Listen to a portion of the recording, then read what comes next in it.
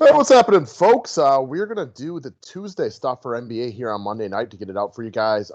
Slate starts early tomorrow, 12:30 Central Time, 1:30 Eastern. So be ready. They are including the Bucks Nets game. Going to be a funky one. That game screams blowout, so it should be an interesting one to talk over on members only. It's definitely a funky one, man. I think there's a lot of different ways to break that down. So I wanted to take a look because I was actually looking at the live scoring on overlay right now as I was tracking like my NBA one for the day. And for those of you guys who haven't played on here yet, just to kind of give you an idea of what they are looking for or what's kind of like the goal for entertainment purposes is you're picking all these one-on-one matchups. You can see like right now I'm 7-2. Obviously, there's a long way to go. This could go significantly worse, or it could actually go pretty well. But like the ones that are supposed to be fun are like I was sitting here watching the end of the game, just rooting for Rui to outscore Shabazz Napier. Napier wasn't back in the game, so Rui got to win this one by 0.75. I got another one down here. Steven Adams could not catch Danilo Gallinari, so I lost by 1.75 there. Troy Brown caught Aaron Holiday at the end for an extra by 1.25. So those are the close calls and the excitement of what they're trying to get you guys to root for, the entertainment that they're trying to provide. Yeah, man. I'm just looking right now for the first time. I'm 7-0, but that's because a lot of my guys haven't played yet. It makes it easier. Yeah, a lot easier. All right, guys. So let's talk about Tuesday on DraftKings, though. Mm-hmm. Again, we have an odd start time. Everybody heads up for that one. I know a lot of you guys will probably have to be at work during the day, so you have to run off and use the bathroom, play with your phone or whatever it might be. If you need a very easy way to evaluate and get your lineup set, buy a day pass, buy a membership done through the website. Subscribe to the station if you're new to it, guys. Day passes are just $5 if you want the physical right up in the members only video. Thumbs up is appreciated. So let's kick it off with a young man that I think we're all pretty well accustomed to at this point, getting into our lineups right now, and that is Lucky Luka Doncic, priced at 10-7. For me, this is just your classic kiss method, Occam's razor. Don't try to outthink yourself. Don't try to get cute. He is far too inexpensive on this one. And one of the things everybody, not just me, loves about Luka is you get a point. Like we would all love to roster all point guards and centers, right? Well, with Luka, you get a point guard that plays small forward eligibility, which is huge for your roster construction. Yeah, massive, man. That's just a huge cap in the feather in the cap for him, I guess. Icing on the cake, if you will. Man, he's already a great play, but then you throw in that you can roster him at a weakish small forward position. It just makes it all the better. I mean, yes, yes, yes, and yes. And he's been terrible from 3-point range since getting back, along with a lot of other players. So, like, there's also room for improvement. Like, the small forward eligibility makes it so he's literally eligible at every position except power forward and center. Like, the forward eligibility is massive. We talk about this all the time. If it was just picking 8 utility spots and you could go from any position, most days you'd have like 3 point guards, 4 centers, and then maybe like one other random guy that might play the 2 or the 3. So, what's up? Like, maybe that one other guy. Like, I could see a lot of times it being like 4 point guards, 4 centers. Exactly, because it's just easier to replicate. Point guards have the ball in their hand, you're going to score points. Centers get rebounds, you're going to score points. That's why the small forward eligibility is huge here. And you guys know this. You guys know how good he is. This guy's a walking triple-double waiting to happen. Solid matchup with the Sacramento Kings. And most importantly, like, Dallas needs this dub. Nobody wants to go into round one playing one of the LA teams, and they're right now in the 7th spot. Home court advantage doesn't exist, but not playing the Clippers definitely does. Yeah, they need this dub. I think the Kings make this game at least competitive, which only helps matters. All right, next up. So my former Bucks guy, Malcolm Brogdon, it was hard to know what to expect out of him today because they said they were going to monitor his minutes. And that, like, you never know what that means. He basically got his full run, so he seems good to go. Yeah, they were saying that they were monitoring his minutes. A big reason why was because they were playing tomorrow, and they play tomorrow against Orlando. And I don't know if it's a bigger game, but it should be a competitive game.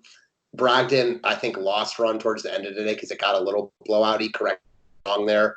But for me, this is just about the price, man. He's way too cheap. He was too cheap today. Like, he got love at 6,200 in the matchup today because he was too cheap. He's way too cheap here, don't you think? Yeah, the matchup isn't as good, but at 5,400, you pretty much play him against anybody. I would encourage everybody to monitor this situation with Oladipo, with Brogdon. It's not crazy to think they do something different here, but my intuition would just tell me that he's going to be back in the lineup tomorrow. for the Indiana Pacers. And if he's not, well, hey, you know who the fill-ins are at this point, but I would expect him to be in there. There's definitely something to be said for, like, these guys haven't played in a while. They want to rest and make sure they're healthy for the playoffs. But I think there's also like something to be said for they haven't played in a while. They're professional basketball players and they're about to go into the playoffs. Like, don't you think they want to be playing to get the feel back, to get everything back? For sure, absolutely. I'm starting to notice, watching a lot more the last couple days, the people that seem like outside shots have not been pretty, but that's to be expected. Also, the referees just look awful. I mean, blowing call after call after call. If anybody saw Shai's fifth foul today, and that they actually reviewed, and he legitimately had his hands up, he was backing away and made zero contact. They reviewed it and still got it wrong. I've seen a lot of bad foul calls, which is not untypical for the NBA, but the refs are people too, and they definitely seem out of it. Yeah, I couldn't agree more.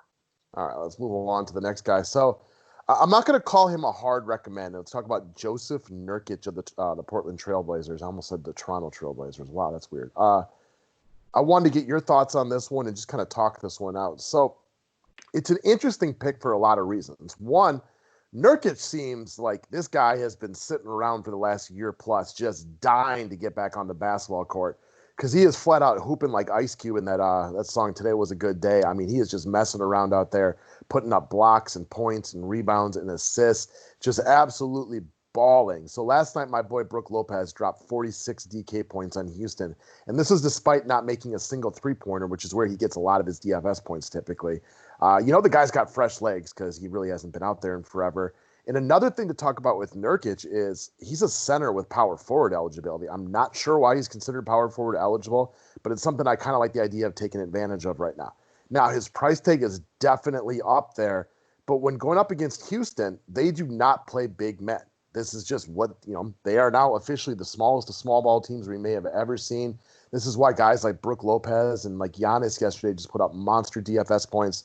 I look for Nurkic to do the same thing. Now, potential downfalls, he's always been a little bit foul prone, so that one's always going to be there with him. The other one is there any chance that the Blazers go small? I don't think so, because the Rockets are the better team, and this is the mismatch I think they're going to try to take advantage of. Also, the Blazers are strong at their guard positions with McCollum and Dame and another guy we're about to bring up as well. So it's a possibility, but I'm not personally over concerned about the Blazers going flat out small and not playing Nurkic. I mean, even if they go small here, I think like Whiteside and Collins lose run. Nurkic is getting run. I mean, he is like, there's like tied with he's like right there with McCollum as Portland's second best player. In a lot of ways, he's their emotional leader, I think. Yeah, he's playing awesome right now. I don't think he's a must because he's so pricey, but he looks good. I don't have many concerns. I think he's in a crush spot and he's wildly on the short list and wildly in play, firmly on the short list. I mean, even though my Bucks lost the game to the Rockets the other day, I want to say they out-rebounded them by over 20. And the only reason that the Rockets won that game is because Milwaukee had some dumb turnovers and a good number of them. Also, the Rockets take a ton of threes, and, threes count more than twos. So I think Nurkic will be out there doing Nurkic type of things. And I think the Blazers are thinking that they can somehow sneak in, like they need him to be running on all cylinders. So he is expensive, but I think he could really eat in this spot. Yeah, I don't disagree one iota. All right, next up, you want to talk about your boy Gary Trent, who so far in the bubble is looking like the love child of Steph Curry and Davis Bertans. He looks good, man, and Portland needs him. He's providing a little spark off the bench, really nice three-point shooting, which is what he came into the league known as. I like his role on Portland right now. It's a great spot for him against the Houston team that obviously you just mentioned goes really small. They're going to have to score a bunch if they want to beat Houston tomorrow. And this is like Portland's got to win this game. Tough loss for them against Boston in what was a great game. I think Trent just continues to be solid. They priced a lot of guys up on this slate, not Trent. Yeah, he's firmly in play at 4,300. As an outside shooter, as it possibly gets cold, I mean, I suppose, but that's kind of something you have to risk with everybody that you put into your lineup. They're going to need his three-point shooting. Now, I get it. Dame and McCollum can shoot threes, but, Melo, he just is not really a great three-point shooter. And you've got to hit some threes to stick with Houston, which, as we all know, takes an absolute plethora or buttload of them. So ride the hot hand right here. 11-16 in the first two games. Obviously, quarantine did not slow him down from the 3-point range, unlike, a lot of other guys we've seen just off from outside. Mm-hmm. This is also a game with a lot of possible possessions in it. Yeah, So, dude. I would not be surprised if Trent took double-digit 3-point attempts tomorrow. Look, we'll get into this some more on members only, but that Nets-Bucks game, obviously, I think people go to it because you've got a great spot for Milwaukee and then Brooklyn guys out. But, man, I think this game is so appealing. I think this game is appealing, too. And I wonder how much people go to Milwaukee and the Nets. With the Nets running out a legitimate D squad, I haven't looked at, the Vegas odds, but that's got to be, a major double-digit difference in point discrepancy, I'd expect. I see Eric Bledsoe's back tomorrow, too, I'm pretty sure. Yes. If Milwaukee is fully healthy, it might be I never say stuff. It might be the biggest NBA line in history. Could be. I mean, they're not even playing. Obviously, we all know KD and Kyrie aren't playing. Right. No Spencer Dinwiddie, no Karis LeVert, no Joe Harris, no Jared Allen, no DeAndre Jordan. Those are the 7 best players that are all not in. Yeah, exactly. I mean, against arguably the best team in the NBA. Right, and so this is one of those things we talked about this, I think, when Milwaukee took on Minnesota earlier this year, and it was shockingly a game, even though Minnesota was really, really shorthanded. It wasn't a game with monster DFS scores. It was a game because Milwaukee played crappy. So that's kind of my fear for that game tomorrow and why I'm probably not going to be looking at it as closely. I could see one of those games, too, where, Giannis puts up 60 DK points in, 22 minutes, but that's it. Yeah, I mean, I think that the only way, Milwaukee – it's hard. It's going to be really hard for Milwaukee to score really well, and for it to be a game.